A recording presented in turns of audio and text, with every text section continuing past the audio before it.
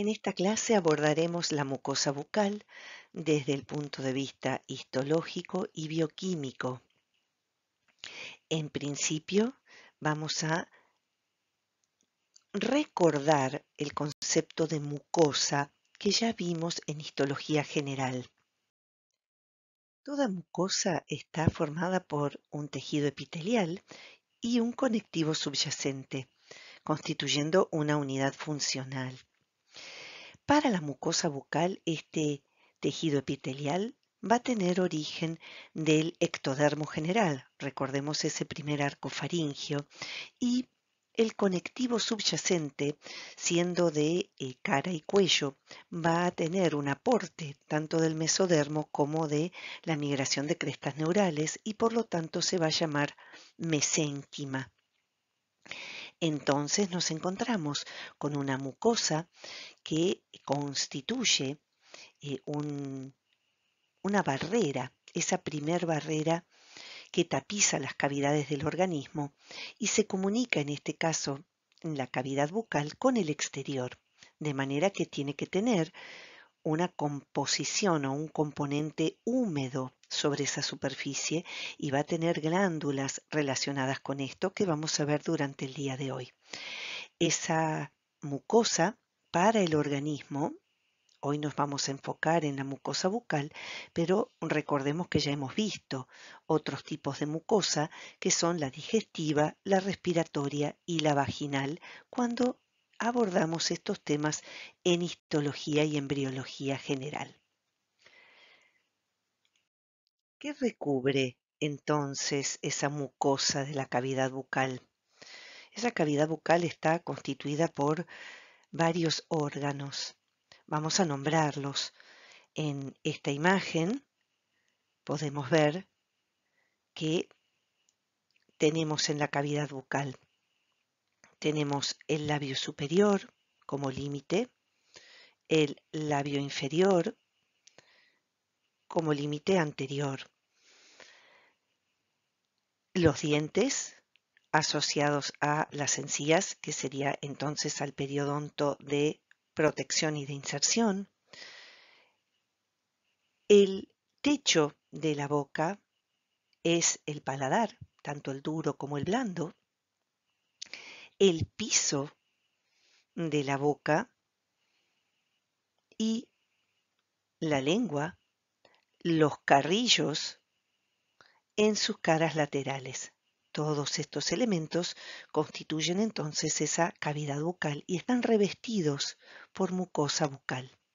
Cada uno, y dependiendo de su ubicación y de el impacto que reciben, van a tener diferentes características histológicas y bioquímicas. Las funciones de esa mucosa bucal entonces son la de revestir o tapizar esas superficies. Mediante esto le dan la protección, tanto física, para esos alimentos que ingresan a la boca, por ejemplo,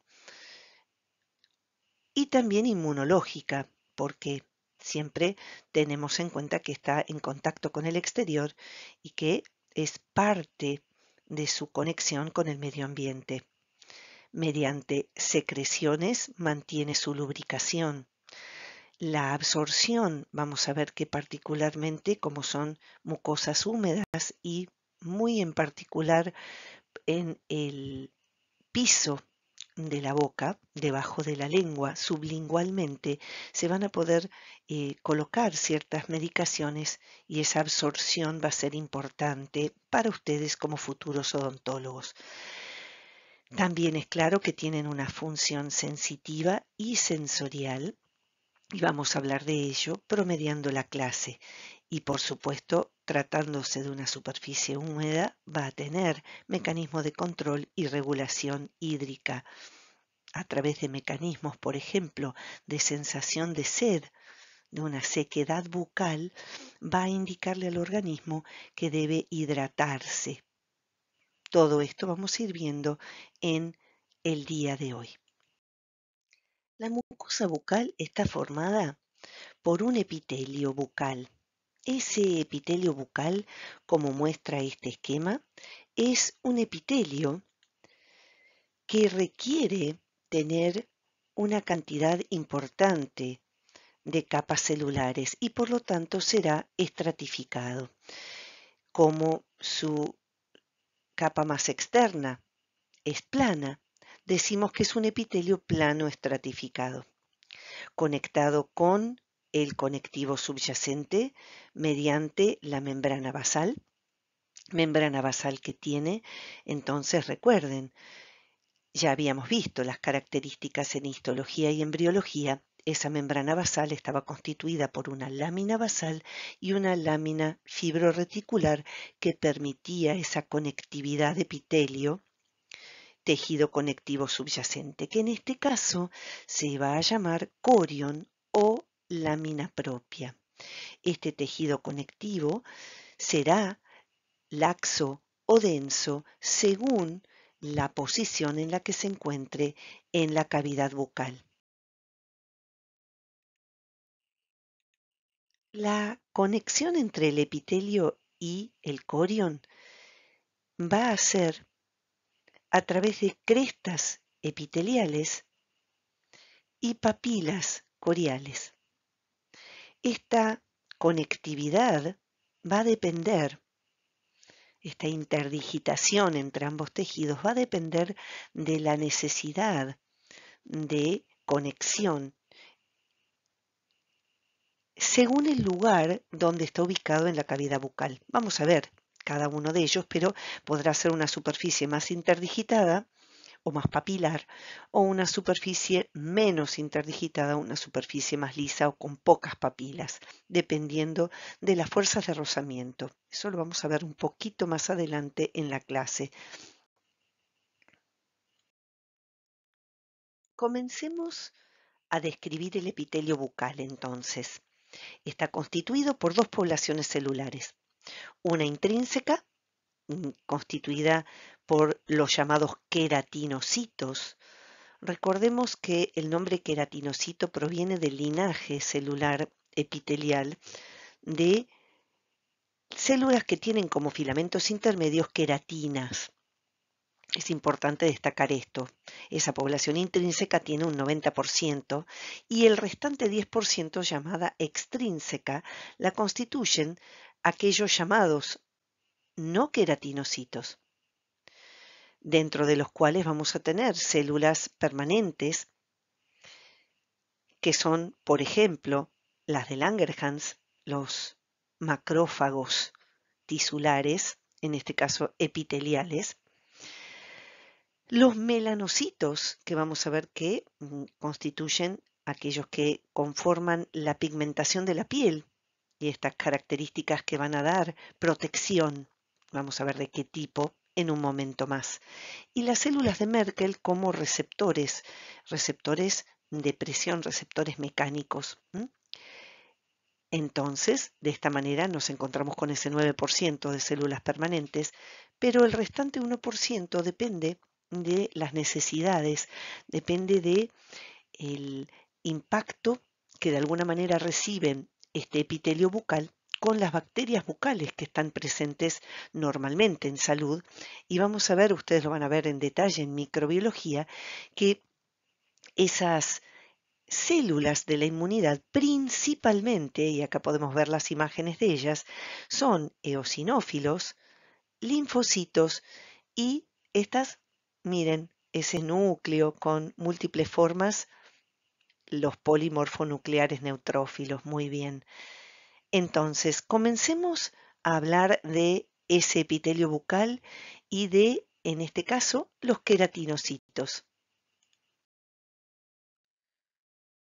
Este esquema muestra al epitelio bucal y a sus estratos.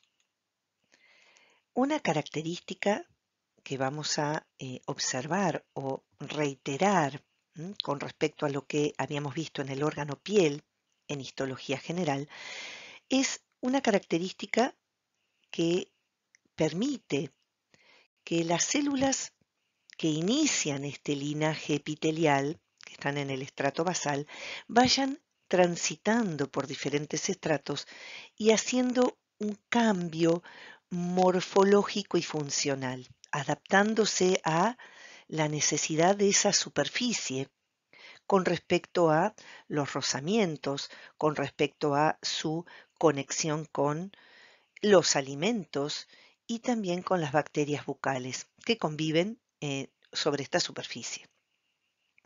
De manera que esas células tienen que citodiferenciarse.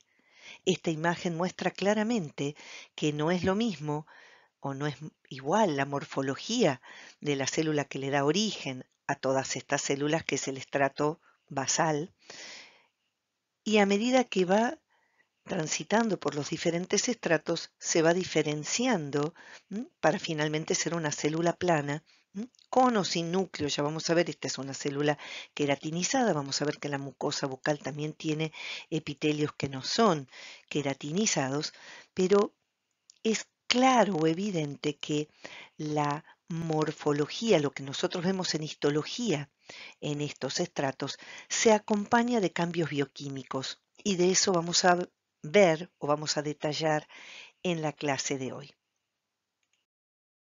Comencemos con el estrato basal o germinativo.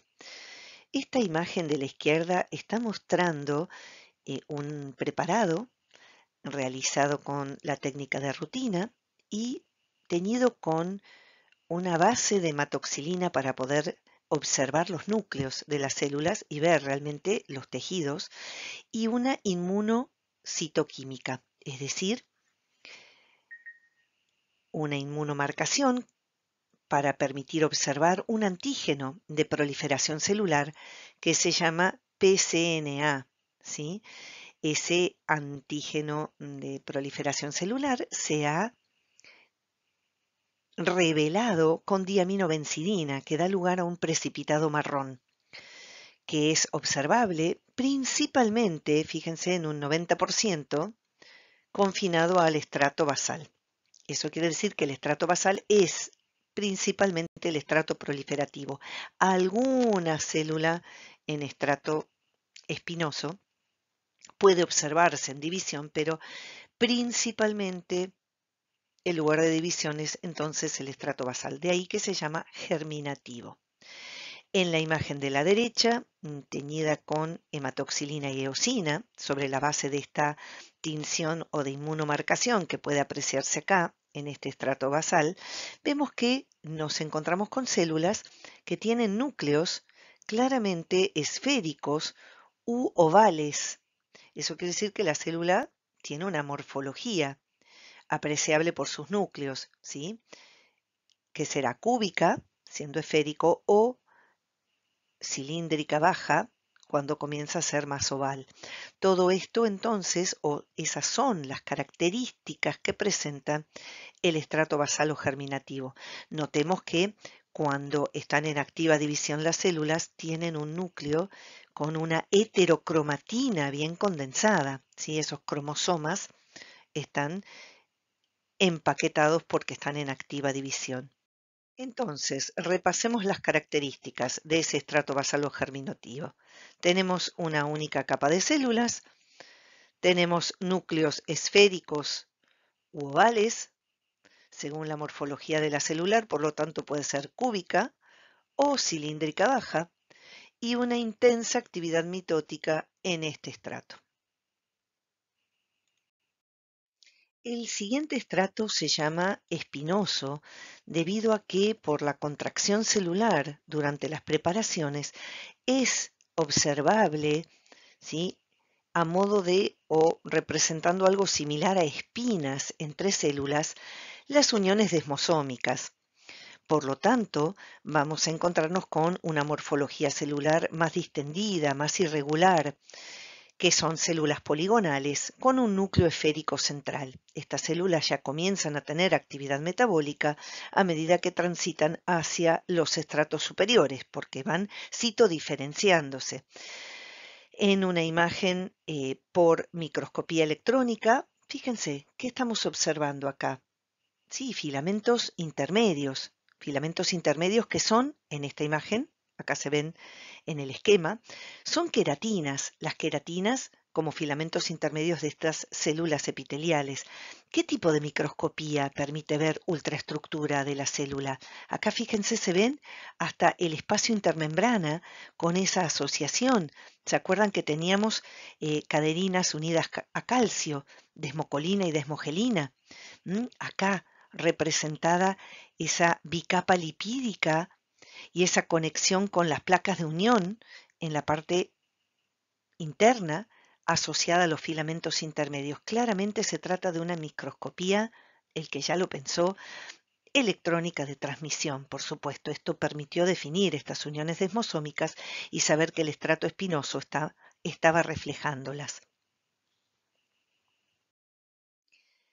El estrato granuloso, en cambio, tiene o presenta células que ya comienzan a evidenciar que se van alargando, se van generando entonces con un eje longitudinal mayor, que es células fusiformes, el núcleo acompaña, y esas células van a presentar en su contenido interno ya claramente visible gránulos que tienen en su interior queratohialina, además de otras inclusiones que tienen en su interior, como muestra esta imagen gráficamente, ¿sí?, los cuerpos de Odland, que son componentes lipídicos, principalmente esfingolípidos, fosfatasa ácida y algunas glucoproteínas que va a exocitar la célula para poder impermeabilizar su superficie. Esto lo va a realizar cuando nos encontramos con, entonces, en los estratos superiores, ¿sí?, con esta necesidad de aislamiento, ¿sí? Entonces, estos cuerpos de Odland son característicos de este estrato.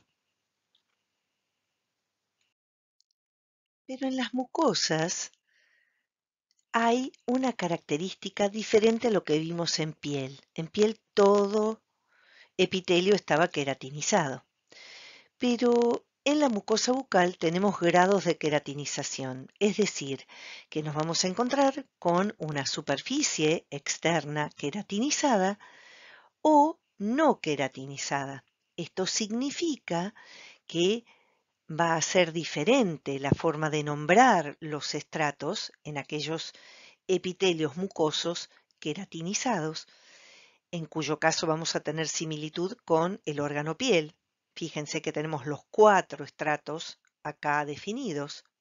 El estrato córneo va a tener características que podrá ser o contener núcleos o no. Entonces vamos a ver ese detalle de ser para u ortoqueratinizado en un momentito más. Pero fijémonos en esta diferencia. Esto es lo nuevo que no hemos visto aún.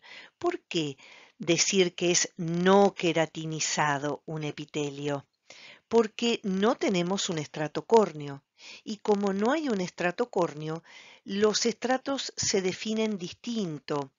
También son menos, las transiciones entre ellos son menos visibles o menos evidentes con la histología. Tenemos un estrato basal, igual que como el estrato basal del epitelio queratinizado, pero ya el estrato que sigue es un estrato definido más conspicuo, menos claro, es un estrato intermedio. Y el estrato superficial, que muestra también células planas, pero claramente no con esa característica eosinófila que sí tiene el estrato córneo. Ahora vamos a ver imágenes, pero enfaticemos esto que es importante. Miren acá, esta nota. Dijimos que los filamentos intermedios de los epitelios eran queratinas y por lo tanto todos los epitelios tienen queratina. Pero la queratina de alto peso molecular, la que se polimeriza y que genera epitelios queratinizados o no queratinizados, no todos la tienen. Justamente acá está la diferencia. Esas queratinas de alto peso molecular las vamos a encontrar en aquellos epitelios que tengan estrato córneo, ya sea orto o paraqueratinizados, mientras que los no queratinizados tienen filamentos intermedios de queratina, todos los epitelios lo tienen, pero no tienen queratinas de alto peso molecular. Allí está la diferencia. Es una diferencia bioquímica que se ve con la tinción histológica. Eosinófilos son aquellos epitelios que tienen estrato córneo, queratinizados, y aquellos que no lo tienen, no tienen esta característica. Entonces podemos apreciar en este cuadro que tenemos epitelios bucales planos estratificados, todos ellos, en esa mucosa bucal. Los queratinizados, según estas imágenes, podemos observar que si presentan queratinas de alto peso molecular, son queratinizados, pero si tienen núcleos pignóticos aún presentes en estas células, los llamaremos paraqueratinizados, mientras que si el grado de queratinización es mayor, serán ortoqueratinizados cuando ya la cantidad de queratina de alto peso molecular ha desplazado a los núcleos, es decir, ya no encontramos núcleos pignóticos en ellas. Estas son las que soportan la mayor fuerza de rozamiento y fricciones, son ortoqueratinizados. Mientras que en cambio, aquellos no queratinizados, vemos que hay una transición, obviamente, en la coloración, ¿sí?, de un epitelio que es claramente bien basófilo en su línea de células germinales, esa basal, luego comienzan a transitar por el estrato intermedio, siendo sus citoplasmas más basófilos, más pálidos, con los núcleos centrales, y finalmente tienen una carga de gránulos, pero mucho más conspicuos, lo que hacen que tengan un cambio en su coloración, pero no se vuelven eosinófilos. Entonces, esta es la gran diferencia. No adquieren queratinas de alto peso molecular. Veamos el detalle de cada uno.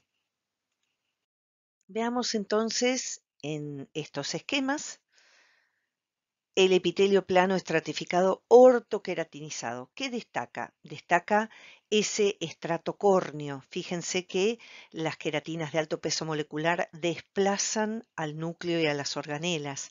Por eso ese estrato córneo es anucleado. Características similares en los demás estratos, basal, espinoso y granuloso. Veamos entonces en esta microfotografía. Tenemos el epitelio ortoqueratinizado. Claramente ese estrato córneo no muestra núcleos y es bien eosinófilo, queratinas de alto peso molecular. Pero miren cómo se pone en evidencia entonces que este epitelio, desde una capa de estrato germinativo basal bien basófila, por sus núcleos, células muy contiguas, ¿sí?, características de epitelio, luego transitan por el estrato espinoso, las células que eran poligonales, ¿bien?, con los núcleos más grandes y que de alguna manera ponen en evidencia la actividad metabólica, citoplasmas basófilos, que luego se cargan de gránulos de queratohialina en el estrato granuloso y los núcleos se hacen ausados. Bien, acá se ve uno claramente visible, para luego cargarse de queratinas de alto peso molecular, que generan entonces este estrato córneo bien eosinófilo anucleado. En cambio, el epitelio plano estratificado paraqueratinizado tiene la presencia de un núcleo condensado, bien ausado y pignótico, bien basófilo. Esa es la característica. Tenemos igual queratinas de alto peso molecular presentes en este estrato. En los restantes estratos hay similitud histológica con lo que ya describimos. Veamos una imagen de este epitelio paraqueratinizado. Acá se ve claramente que hay núcleos pignóticos ausados y hay también presencia de queratinas de alto peso molecular, dada esa eosinofilia en este estrato córneo. En los demás estratos vemos la similitud histológica con lo descrito antes. Y el epitelio plano estratificado no queratinizado ahora, fíjense, ya es distinto. Las características de transición en estos estratos son menos evidentes. El estrato superficial pone en evidencia que también son células que van a ser planas. El núcleo se aúsa acompañando, pero al no tener las queratinas de alto peso molecular, no es queratinizado. Eso significa que vamos a tener, ¿sí?, células que no tienen eosinofilia, y eso se debe a que, ¿por qué no se pueden polimerizar esas proteínas de alto peso molecular? Porque no hay presencia de las sustancias que permiten la polimerización. Sí hay gránulos de queratoidealina, pero no hay necesidad ni tampoco de esa cobertura, esa protección que vamos a ver en detalle, ¿sí?, estas características bioquímicas en un ratito más en la clase de mucosa bucal. Entonces, veamos una imagen. Nos encontramos con un epitelio no queratinizado. Noten que no hay presencia de una eosinofilia en el estrato superior o superficial. Los núcleos son ausados. Eso denota que las células son planas. En esta imagen, cuidado que el estrato basal siempre es una única capa de células. Esta imagen muestra como si fueran más de una, pero eso simplemente es un artificio de técnica. Entonces, características bien diferenciales, epitelio no queratinizado. Integrando entonces los tres tipos de epitelio. Además de observar la eosinofilia, característica de los epitelios queratinizados, destacamos sin núcleos ortoqueratinizado, con núcleos paraqueratinizado y no queratinizado cuando no hay presencia de eosinofilia en el estrato superficial. Por otro lado, hay algo más que podemos ver. Fíjense acá esta conexión epitelio-coriónica, bien evidente. Las crestas epiteliales y las papilas coriales resistentes a la tracción, a las fuerzas de rozamiento. Claramente el ortoqueratinizado va a estar ubicado en lugares estratégicamente posicionados para resistir fuerzas de fricción en esa mucosa bucal. También el paraqueratinizado muestra una parte importante de conexión entre el epitelio, ¿sí? Acá tenemos dos crestas epiteliales y una papila corial. Mientras que, miren esta superficie, esta conexión epitelio-coriónica es mucho más lisa, es muy suave esta indentación, ¿sí?, estas papilas presentes y pequeñas crestas epiteliales en esta unión o conexión. Otra diferencia importante por la posición en la cual están ubicadas en la cavidad bucal. Veamos entonces, resumiendo, ¿dónde podemos encontrar el ortoqueratinizado? En el paladar. Entonces, según el grado de agresión, ¿sí?, de fricciones, lo vamos a encontrar en el paladar, ¿sí? Es importante, el paladar, en las arrugas, en el paladar duro, ¿no?, en esa primer porción.